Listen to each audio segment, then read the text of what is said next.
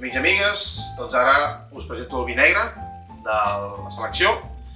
Si recordeu, el mes passat veu fer un vi del Garraf, és a dir, Penedès, subzona Garraf, que és la zona més de muntanya, més cap al mar, i era un negre amb una certa agilitat, una mica més de fruits vermells, notes aromàtiques d'herbes, també era una garnatxa.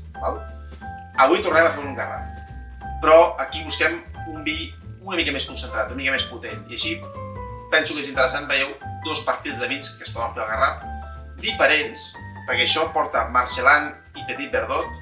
La Marcellan és una varietat híbrida que es diu, és a dir, és un cruce entre Cabernet Franc i Garnatxa i Petit Verdot.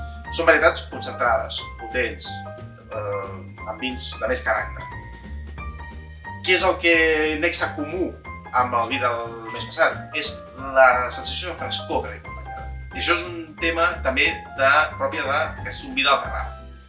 La marinada refresca una mica la zona, la marinada que ve del mar, notes salines, el terra calcari, pobre, també aporta sensacions molt vives als vins. Per tant, diferències, més concentració, similituds, grau de frescor. I és una mica el que també voldria destacar-vos d'aquest vi. Això són coses interessants d'aquest vi també.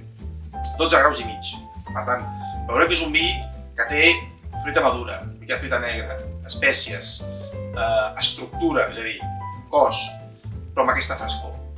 I la frescor, per tant, un punt molt positiu. Segon punt positiu és un anyada de 2011. Això té uns 12 mesos de bota, però té més de 30 mesos de repòs en ampolla. I això li dona molta subtilitat. Un taní, és a dir, aquella sequetat, aquell esprou que molt sovint tenen aquests vins tan concentrats, un taní molt polit, molt fi, molt elegant. No diria que és un vi elegant, però sí que el taní és elegant. És un vi amb una mica d'estructura.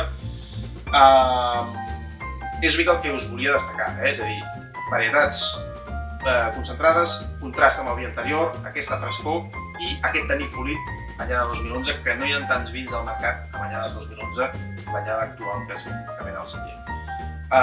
Un celler que treballa de gran qualitat, un celler de l'inici dels finals dels 70, ja d'un cert recorregut, familiar i de la zona del Garraf. Què us puc dir? A nivell de maridatges, carns amb salsa, tipus fricandó, seria un ideal, qualsevol altra carn amb salsa, també brases, per què no, però penso que aquesta textura de salsa li aniria molt bé en el vi. Fins i tot, per aquesta amabilitat en el taní i aquesta frescor que té, us podríeu atrevir amb algun plat de peix a la brasa, amb algun acompanyament, podria ser. Potser no és l'ideal, però us podríeu atrevir. I res més, no sé si m'oblido d'algú, però vaja, un gran vi, un gran celler, no sé si l'he dit, Can Ràfols dels Caus. Em sentarem a parlar més d'aquest celler segur, perquè algun dia farem més d'aquest celler. Vagi de gust.